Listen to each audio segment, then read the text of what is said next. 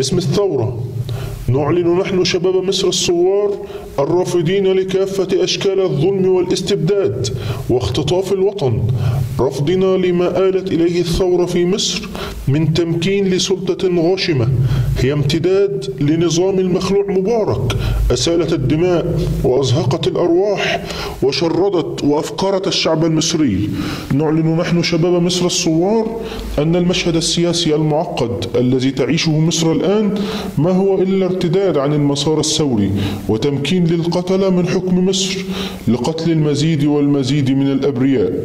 هو ما يلزمه وضع حد فاصل لتلك المجزرة الجماعية التي بدأت منذ يوم 25 يناير 2011 ولم تتوقف حتى الآن، مرورا بكافة الأحداث والمجازر التي شهدها الوطن.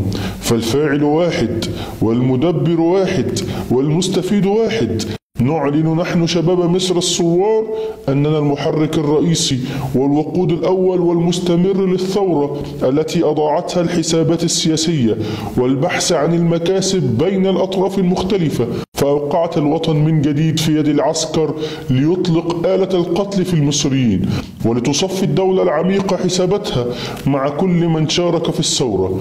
لذلك نؤكد أننا بعيدين كل البعد عن أي حسابات سياسية، وأننا لن نخضع لأي مساومة ولن نخضع لأي ابتزاز أو إغراء سياسي، فليس لنا طريق إلا الطريق الثوري، ولا حل لهذه الأزمة المعقدة في مصر إلا بثورة شاملة كاملة لتطهير الوطن من الأنجاس. نعلن نحن شباب مصر الثوار أنه قد حان الوقت لتنتهج الثورة مسارها الصحيح للتخلص من النظم الديكتاتورية والقمعية التي تعمل على وأد الثورة، فلا سبيل للتخلص من النظم الديكتاتورية التي توجه بنادقها في صدور الثوار إلا بتجريدها من أدوات قوتها وامتلاك القوة المضادة التي تمكن الثورة من الانتصار والثأر.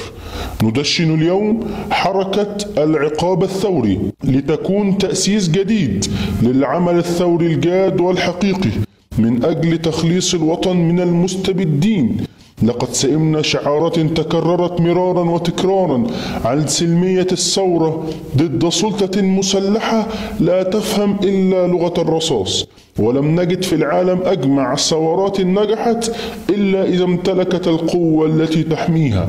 ونعلن نحن حركة العقاب الثوري عن تشكيل هياكل لحماية الثورة في 15 محافظة حتى لحظة إذاعة البيان، وسنستكمل هياكلنا لتكوين نواة صلبة للثورة تهدم قلاع القهر والظلم وتعاقب كل من تسول له نفسه من الأجهزة المسلحة بالدولة أو الأفراد والمجموعات المسلحة الإجهاظ على الثورة أو اختطافها.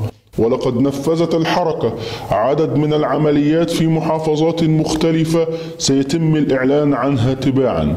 إن دماء الشهداء والمصابين هي أولويتنا في أولى مراحل أعمالنا، فلن ينجو أي مجرم أو سفاح بفعلته، ولينتظر منا القتل مفاجآت غير متوقعة، فالقصاص قادم ولا صوت يعلو على صوت البندقية في القصاص المشروع في دولة تحولت إلى غابة.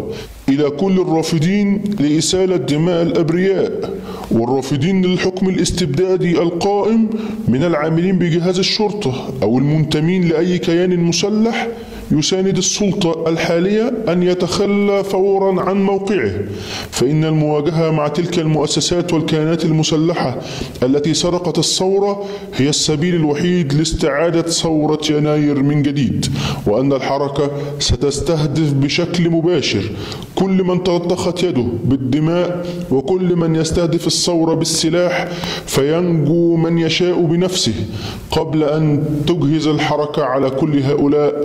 عاش نضال الشعب المصري، حركة العقاب الثوري.